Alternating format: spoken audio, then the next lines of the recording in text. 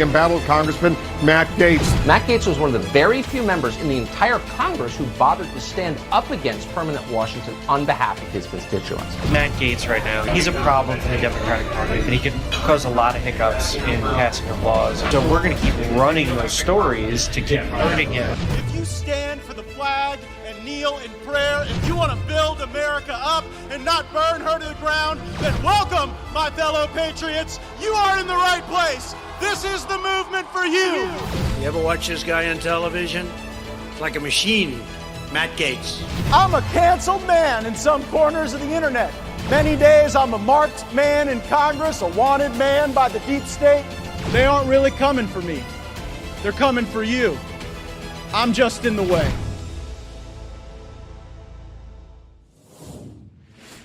We have the great one, Mark Levin. Let's go ahead and play this for a second. I'd like to have your observations on this, Congressman Gaetz. Andy Biggs is part of the Freedom Caucus. Andy Biggs is on TV all the time promoting himself as a conservative. But a guy like that today parading around as Mr. Conservative with the Freedom Caucus, that he's going to bring conservatism to the House of Representatives is a joke. He doesn't even fundamentally understand the Constitution. Now, I've called out Andy Biggs and 4 others in the House of Representatives who are trying to sabotage the election of a speaker in what will be a Republican House where the Republicans have maybe a 4 or 5 vote majority. Now, what does that mean? That means that these individuals can block the Republicans from choosing their speaker, which means it could go to the floor of the House, and there's already talk about this in the press, where liberal Republicans, moderate Republicans, could join with Democrats and wind up choosing a speaker who's quite liberal. They talk about Fred Upton. Fred Upton is a rhino. Okay, it got a little more. It got hang on. The vitriol got a little worse after that. The great one, Mark Levin, and we understand Mark's got a lot of problems with us populist nationalists, but Mark's a good guy, super guy, and he knows the Constitution. Why is he wrong there, Matt Gaetz? Well, it's interesting to see Mark Levin follow the flashy lures that are strung out by the mainstream press, like this notion that Fred Upton was going to be speaker. Oh, yeah, everybody wrote articles about that and got all worked up about it. And then they went and asked Fred Upton, are you a candidate for speaker? And he said, no, I'm taking my wife skiing that weekend. So it just shows you kind of how harebrained some of those red herrings are. Keep in mind about Mark Levin. Mark Levin was against Kevin McCarthy before he was for Kevin McCarthy, just like Mark Levin was against Donald Trump before he was for Donald Trump. So who knows? Being against Andy Biggs might be just like the first Mark Levin step to being Andy Biggs' campaign manager in the next election cycle. Mark Levin said that Kevin McCarthy was a creature of the establishment and thus could never be speaker. Those were his own words. Welcome back to Firebrand. We are live broadcasting out of room 2021 of the Rayburn House Office Building on the Capitol Complex in Washington, D.C. We have a lot of breaking news on the Hill this Monday. We're going to get a key update regarding the growing effort to impeach Homeland Security Secretary Mayorkas. I've got just the guy here to chat about that. Our reaction to the latest dump of the Twitter files. We've just got breaking news regarding the Democrats being unable to get the votes together for their government funding bill. So we'll talk about what that means for the country and potentially an omnibus that would steal Republicans coming into control of the House of the opportunity to have a big spending fight. But what everyone's talking about right now is the speaker's race, because Kevin McCarthy does not have 218 votes to be speaker. My colleague Andy Biggs, who is just been reelected to his 4th term, has announced that he is still a candidate for Speaker of the House. I intend to vote for him, and he joins us again on Firebrand now. Andy, thanks so much for being here.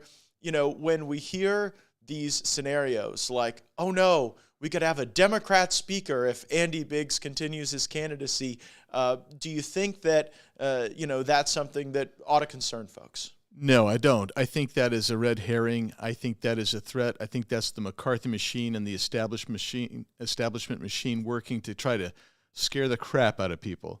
And the reality is that would require a bunch of Republicans to say, you know what, we're really not Republicans. We're going to vote for Democrat. And it also is pregnant with this thought. There is nobody in the Republican conference who can be the speaker other than Kevin McCarthy. He's the only guy. I find that to be absolutely ludicrous and actually condescending. You wrote a recent piece where you talked about your candidacy functioning as a mechanism to break up the establishment, to bust up this D.C. cartel. Talk to people in the country about the power centers that really exist in Washington. You know, folks back home that want to be really engaged or informed, they may look at the roll call votes and see were you on one side or the other, and that certainly does matter. It's why you've called for a number of those votes to be taken publicly. But in terms of who really decides the agenda and the focus and the impact of this place, where do you see that playing out, and why is that wrong? So where the power is centered is there's 4 people in Congress, 2 in the Senate, 2 in the House, that really kind of control everything. In fact, they have the audacity to call it a 4 corners bill. That means that the minority leader in the House and the Speaker and the majority leader and minority leader in the Senate, they've agreed to it, and they expect everybody else to respond. So that's one power center. So let me just pause you right there. So when they talk about a 4 corners agreement, I mean, it used to be in the Congress, I guess we're currently in, that you could get 2 of those corners without even leaving the state of California, because you had Pelosi and McCarthy representing the House of Representatives, but really, I think coming from a place with a particular worldview. So this notion of top-down leadership, that's one power center. What else? Yeah. So then you also have 2 other power centers that 4 corners plays to. It's the lobbyists, the K Street, the big moneyed interests, the special interests that are out there, and a lot of them like big tech. You just name it. Any big major interest, big pharma, those types of things. They're going to respond to that because it's big money. Because both if you're in the 4 corners group, you got to raise a bunch of money, so you're delivering on that. The other one is. A lot of people don't talk about this, but it's big bureaucracy. So you got big government married to big money, married to tight controlled power. And we used to call that type of thing fascism. Well, and those big moneyed interests want the bureaucratic system to be as complicated as possible, because if you've got the armies of lawyers and lobbyists and accountants and consultants, you can attack that bureaucratic system and you can actually bend it to your will. And so that's not free market. That's not giving everybody an opportunity to get ahead. That is a system in Washington that is weaponized against the American people, often no matter which party is in charge. But the McCarthy team has been out there pushing hard this doomsday scenario where a Democrat might be elected speaker.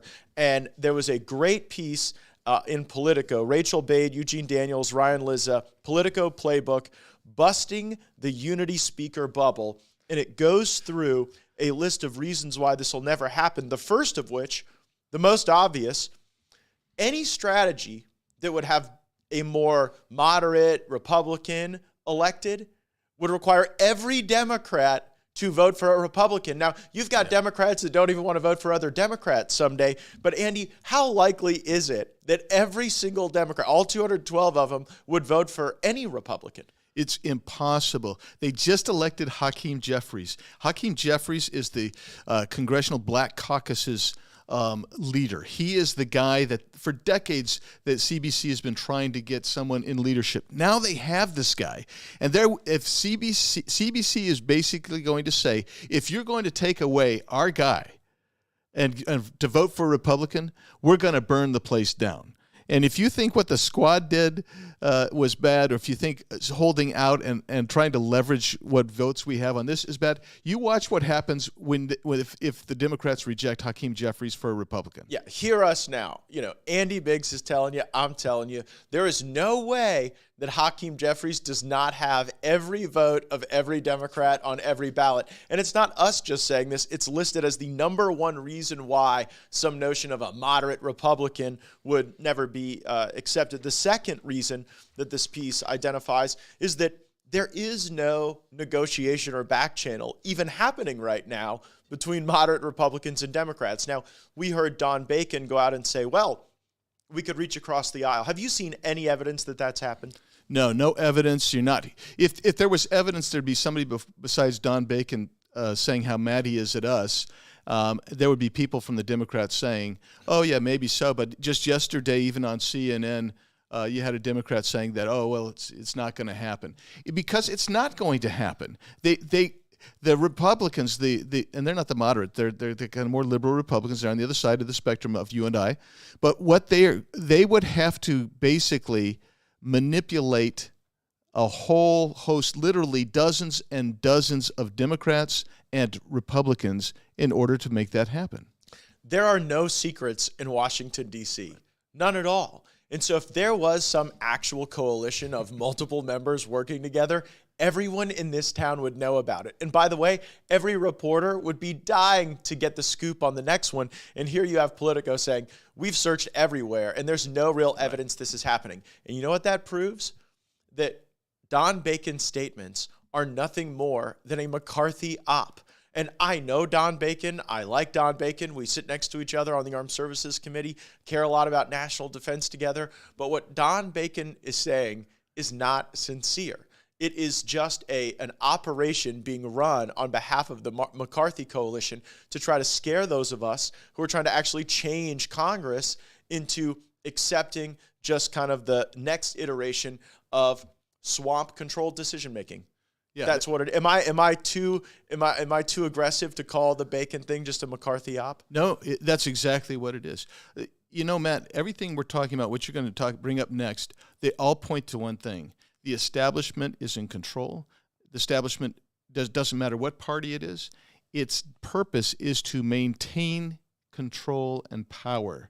And so you're going to see these rather macabre ops that are coming out there like, oh, we're going to come together, we're going to bring in Hillary might be speaker.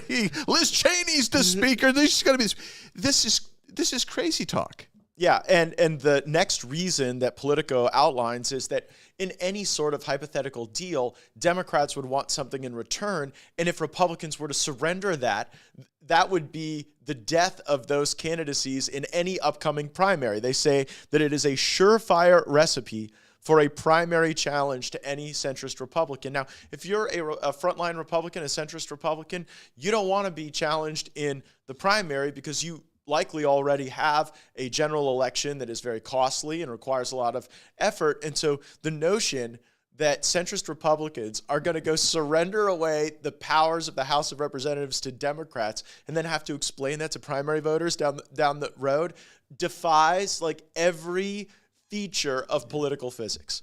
Yeah, exactly. So, and the final one is that Democrats, frankly, don't mind watching the GOP squirm. And look, I wish that making the demands that we are making for a better Congress, a more honest institution, a more transparent institution, I wish that didn't require discomfort in our caucus. I wish that every single person held the views that you and I frequently hold about the need to transform Congress, but sometimes you have to make even members of your own team a little uncomfortable. And real leadership is not just always giving the rah-rah speech at halftime, right?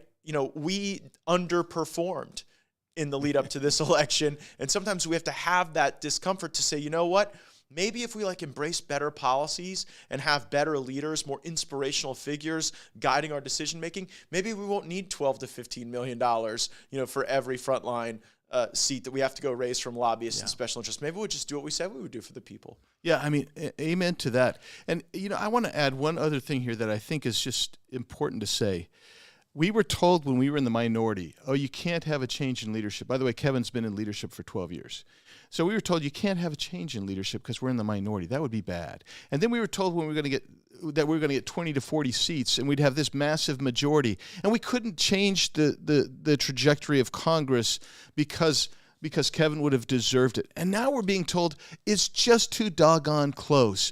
In other words, what they're saying is you can never change the direction of this Congress, this congressional body because, it'd be uncomfortable, it'd be awful, it'd be awkward, and the reality is it's because they never want to lose the establishment. They never want to lose the control and power. And I'm grateful for you, because that's what we're trying to do here, is break down that power structure so that people can actually, members of Congress can actually represent their districts. And we can't even go down and amend the bills on the floor. You have a $2 trillion deficit, $2 trillion bill, and you can't go down and have a meaningful debate or offer amendments. It's out of control, and except for those four people. Several of our colleagues, 7 of them, in fact, have prepared a memorandum regarding the important requirements of leadership of anyone who would want to be Speaker of the House. Those in the press have really categorized it as a sort of a, message to McCarthy that he doesn't have their vote in the absence of these things. But let's go over the goals of this movement.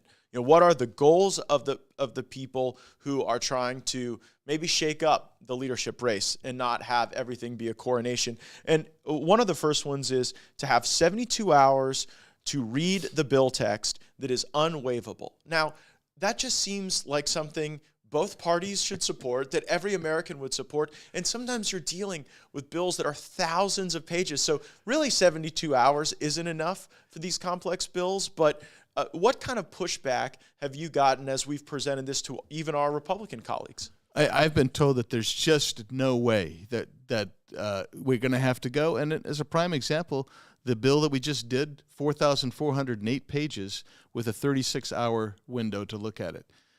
Complex bill filled with all kinds of interesting things.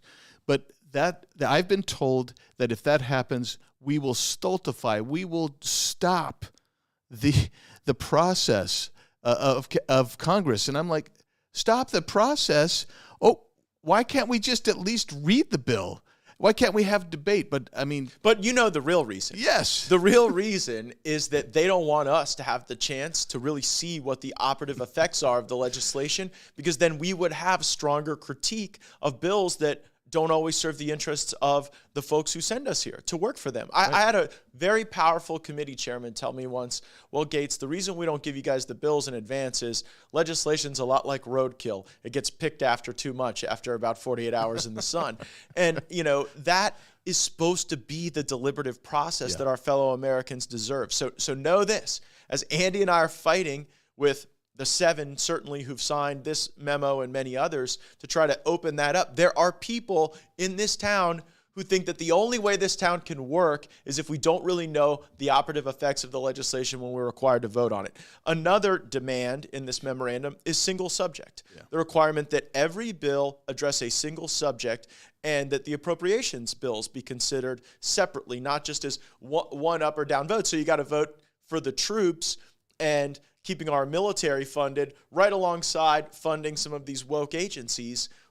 Walk through your vision on single subject. So single subject would, even that's probably too broad, because you can just kind of morph a bunch of things into subject. But what that would do ostensibly, that would be the first step to letting us actually have control, so where you don't see, this is the first thing that comes to mind is like, let's say like a DACA amnesty bill in an NDAA, a National Defense Authorization Act. It's where you wouldn't see something like a Safe Banking Act, which is the marijuana banking act, whether you're for it or against it, in the National Defense Authorization Act, because it has nothing to do with that.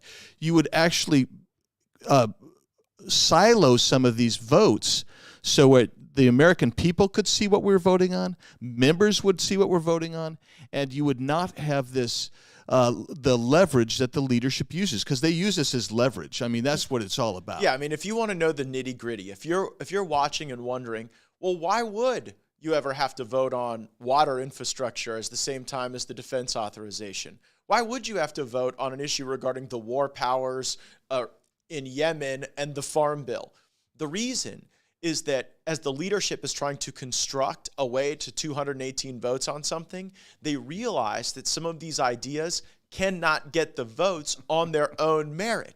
And so they have to hang ornaments onto the tree, hoping that that will become a payoff to get 2 or 3 votes here, or an incentive to get 4 or 5 votes there. And so it's not worthy of the greatest country on the planet Earth to sit there and legislate like you're building a Mr. Potato Head doll, right? Yeah. And that's ultimately what a lot of these bills look like, and it's one of the principal demands being made. Conservative representation on committees is another demand in the memo. Explain to people why this need is not currently being met. Well, it's not currently being met because, like on the Appropriations Committee, leadership does not want to have people on there that are going to say, we're going to vote no on this because it's going to bust our spending and increase our deficit, which will in turn increase the national debt. They want to have control of the committees. So most conservatives are kind of funneled into 2 or 3 committees. We have we're on natural resources, we're on judiciary, and we're on oversight. But you're not going to find us on appropriations. You're not going to find too many of us on House Armed Services. You're not going to find us on anything that the leadership wants to have control of. And you're definitely not going to find us on Rules Committee in any kind of significant ratio. The appropriate ratio would mean that the chairman or chairwoman is going to have to deal with objections to the leadership bills, and they just simply don't want that. Yeah, it's almost like if you want to be on the War Committee, you've got to be for the wars. Yep. If you want to be on the Appropriations Committee, you have to be for all of the appropriations. If you want to be on the Foreign Affairs Committee, you have to be for more foreign affairs. If you want to be on the committees that oversee banking and insurance, you have to be captive to those lobbying interests. And what we're saying is that, look, we've got a cross-section of ideologies in this conference, and I don't purport to say that every committee should just have folks that are in the Freedom Caucus or Freedom Caucus aligned.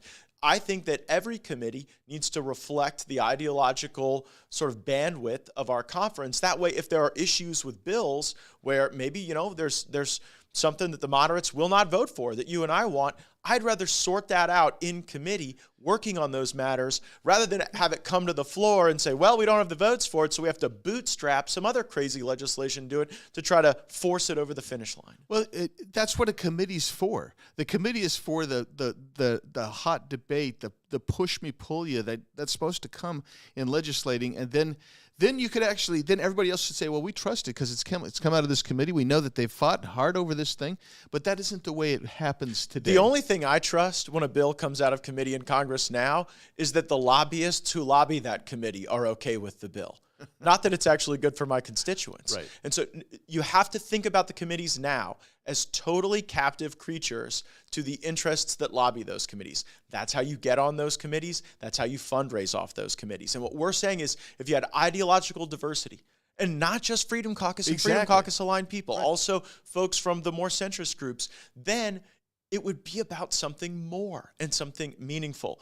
Fran on Rumble says you also have her vote for Speaker, so I don't know which congressional district she represents, but a lot of folks saying we need to fight hard, that these are valuable, and Star on Instagram saying that the power needs to be with the people. Right. And that's really what this drives at. The people do feel like the government has been weaponized against them, and there is a organizational demand about the House of Representatives in this memo our colleagues have signed for a church commission. Yeah. And you and I are on the Judiciary Committee.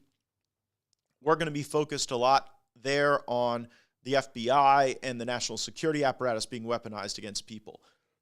But then on the Armed Services Committee, I'm going to be looking at DOD and its weaponization against troops. And then on oversight, you're going to be looking at these foreign entanglements of the Biden family and how that's shaped China policy. And the argument in this memo is that all of those committees need to do that work. But at the end of the day, this has to crystallize in a church commission style report. Do you agree with that analysis? Yeah, I do. And I tell you why, because I do think the committees have the bandwidth to handle certain things, but the church commission is church style commission would basically say things like, okay, what we have found is this interlocking weaponization of the federal government, and what we're going to do is we need to stop that, and they can provide prescriptions, they can subpoena people, and they can give due process. Unlike the phony January 6th committee, you're actually trying to get to the root of the problem. You're trying to find out what has happened. You're trying to find it out in a proper due process way, and it'll take a long time. But when you get to the bottom of it, you have to do that to clear out the underbrush that's been going on. And we're finding out more and more with these Twitter dumps that are coming out that Elon Musk is providing. You're going to find that most of what we were saying, and everybody said, oh, you bunch of conspiracy theorists, it turns out that there really was a conspiracy. Yeah, indeed. Well, for those of you watching the speaker's race closely, there were 36 votes that Kevin McCarthy did not capture when Republicans got together to make a speaker designation choice.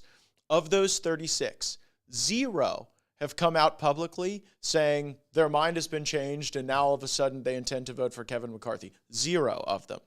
5 of us have come out to say that we really can't envision a circumstance voting for Kevin McCarthy given his recalcitrant to some of these goals we have for the House of Representatives to be more transparent, open, and just available for lawmakers to be able to serve the needs of our constituents. And now an additional 7, including Scott Perry of Pennsylvania, Dan Bishop of North Carolina, Paul Gosar of Arizona, Representative-elect Andy Ogles of Tennessee, Chip Roy of Texas, Andrew Clyde of Georgia, and Representative-elect Eli Crane of Arizona, that these additional 7 are coming out and saying, this isn't about a person to us. This is about a series of policy goals. And the number one thing that was listed is the motion to vacate. And the motion to vacate being really the enforcement mechanism for these other goals. And I know this sounds like inside baseball, but I mean, this is how power and who wields it is going to get crafted in Washington, D.C. So it's very important for people to understand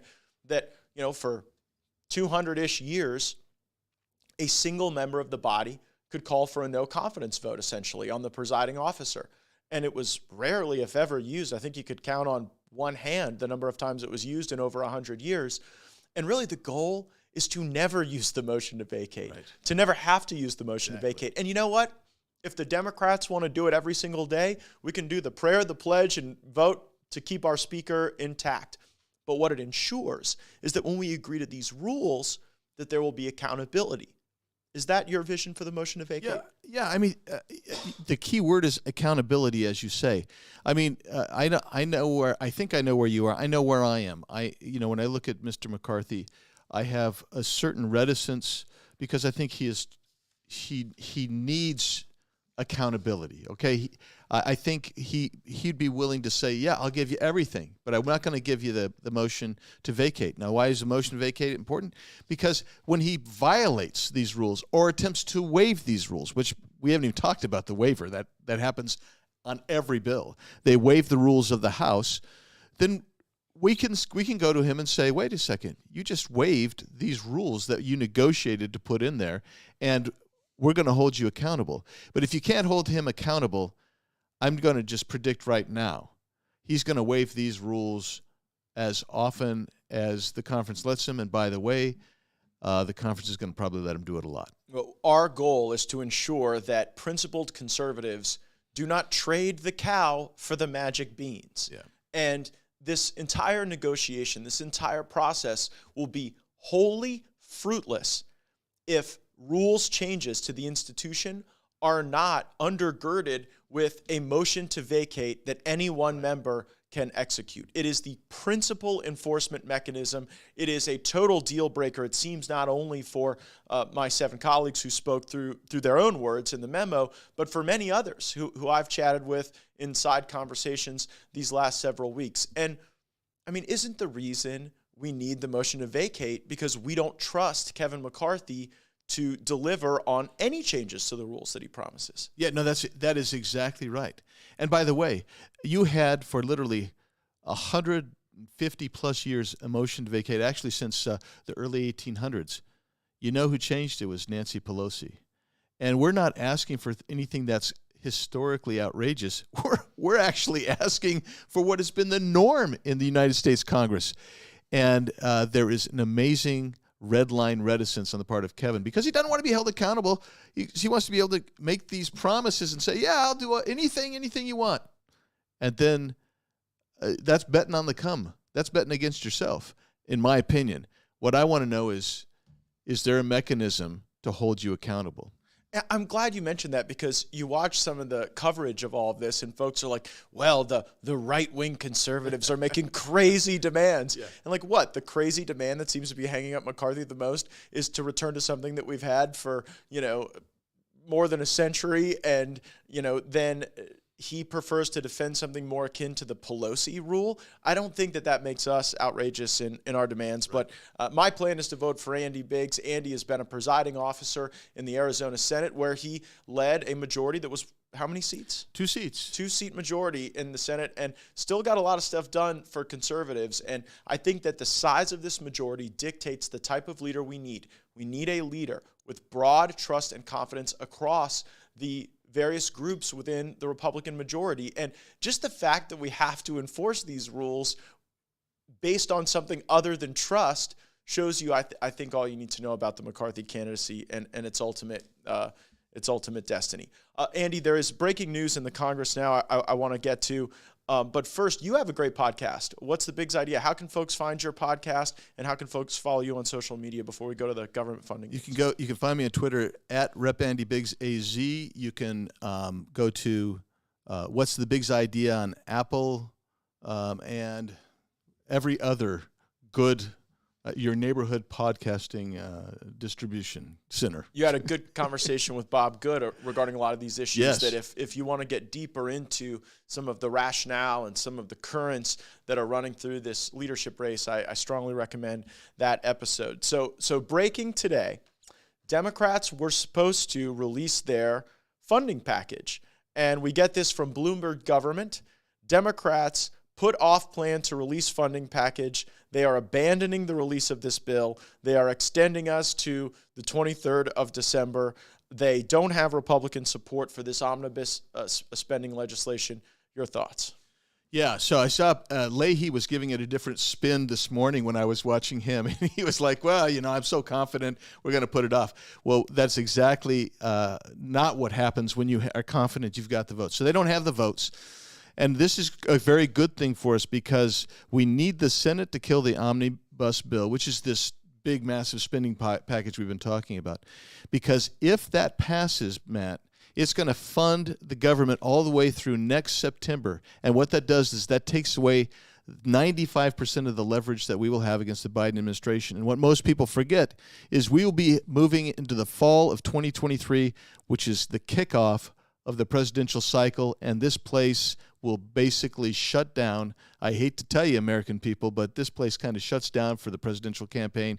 We'll just do one or two things along the way to make it look like we're doing things. That's performance art. But the reality is we have got to stop the omnibus. And quite frankly, this is where Kevin McCarthy could show he has leadership chops. He's not doing so. He needs to be out there talking about killing the omnibus bill, do a short-term spending bill so that the Republicans can be in control of the budget come January. Yeah, this is the swamp's play to keep control of spending for as long as possible before Republicans have even the opportunity or the platform or the vote to deliver on the promises we made on the campaign trail to rein in the spending. I mean, the principal mandate that Republicans have after the midterm election in the House of Representatives is to curtail inflation. And we won the argument that the driving factor of inflation wasn't Vladimir Putin. It wasn't some global economic condition. It was government spending. That's right. And so here we are trying to present that fight to even have the opportunity to battle on it. And the cards are being dealt from under the deck, just away from us, with Republicans in the Senate who are retiring and just want their earmarks and pork to bring home to their district, and Republicans in the House who might prefer to not have the fight and might be all too willing to allow the lobbyists in the swamp to win. So we are fighting against this omnibus spending legislation for that reason. Democrats don't seem to have the vote. How does it end, Andy? It's going to end. We're going to do a short-term spending, and then they're going to come through with the omnibus. I have bad news. I think that the senators will cave, Republican senators will cave and give it away. Our people elected us to fight, and if the first opportunity we have to kill a massive spending bill, we don't take that opportunity, then it will be demoralizing to the people that were expecting more of us. Exactly right. And I just want to comment on that. The fight is in the Senate, but a lot of people forget we have a voice in the House, even though the fight's in the Senate. That is what leadership chops would do. There should be a letter that we've all signed to Mitch McConnell. There should be a press conference on the steps of the House. There should be a meeting called between the appropriate chairs in the House and in the Senate. There should be continuing pressure put on the senators by the House leadership team, but they're MIA right now. Very disappointing and hopefully not a sign of things to come. You are leading the fight on this effort to impeach Ali Mayorkas, and I want to get to that because you've got big news coming later in the week. The movement is growing. You are assembling more and more Republicans. What are people seeing in the Congress now that are bringing more and more folks to this impeach Mayorkas effort? Well, we still have an uphill climb with some of our colleagues, but the reality is, you just look at the border. Just look at the sheer numbers, and then we can talk about the more granular effects. So on the border, 73,000 plus known gotaways in November, 205,000 roughly encounters. Unknown gotaways estimated to be somewhere between 75 and 100,000. Think about that. Roughly 300 to 350,000 people illegally entered our country. Title 42 is going away. That will jump it up to about 18,000 people a day coming into this country. The violence that is erupting, we had a CBP agent killed last week. The drugs that are coming, record amounts, but we still get the same percentage. So you might be interdicting more, but you're still only getting 7% of what we estimate totally coming in. The fentanyl deaths, the opioid crisis, the human and sex trafficking is permeating the country. And right now, if you could get CBP intelligence to go on the record, they would tell you there is not a community in this country that does not have a Mexican cartel presence in this country. And all the time, you've got Alejandro Mayorkas saying, we're not going to remove people, the 1.25 million people who've been ordered to leave the country. We're not going to remove them. There's no plan to remove them. There's no plan to remove them. Instead, in fact, what they're talking about is amnesty. To bring more people, to grant amnesty. And every time they ring that amnesty bell, it just churns up those caravans. Exactly right. So when is the press conference that you're leading on the Impeach Mayorkas effort? How can folks follow? The press conference, oh, Matt, you asked me these specific questions. The press conference is this week. I want to say it's tomorrow afternoon. Okay. It'll be are you streaming? How can folks follow? Yes, it will be live streamed. You can go to my website, biggs.house.gov, and see the live stream there. It will be live streamed by one of the networks. I can't tell you which one because I can't recall. I'm just leading it. That's all, Matt. Very well. Well, I'm glad you're leading the effort because I do believe that impeachment is the proper tool when people are violating their duty on purpose. Yes. I'm not for political impeachment. I'm not for reflexive impeachment. I'm not for impeachment because people used bad judgment. But this is not an issue of bad judgment. They're doing this on purpose. Yes. Everybody has talking about the shakeup in the Senate, driven by the Arizona delegation. I heard on one of the Sunday shows someone say, well, Kyrsten Sinema for a long time says she's friendly with Andy Biggs, that they actually have a working relationship. So, this evolution of Kyrsten Sinema from, almost Green Party activist to now not associating with the Democratic Party is quite the evolution, and it seems you've had a front row seat to it.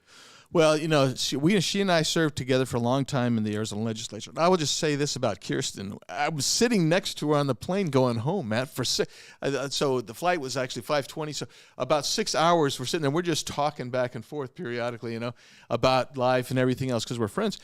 She didn't tell me this was going to happen. I get off the plane and I'm walking to my car and I'm, what? Yeah. But the reality is she's going to vote with the Democrats most likely. But she's not going to caucus with them.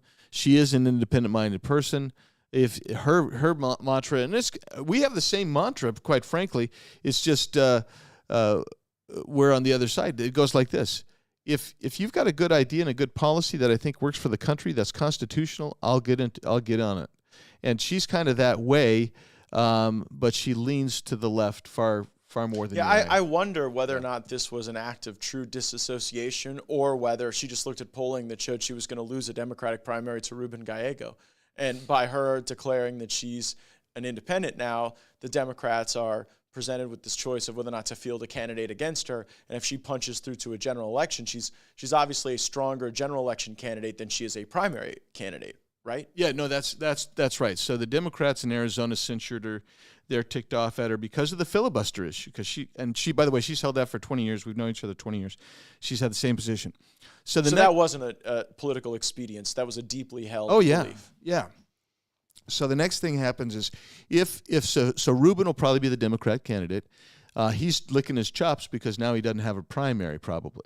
Yeah, but good luck for him getting through a general if Sinema's in there. Yeah, so Sinema will be in there because all she has to do in Arizona is you have to just get signatures.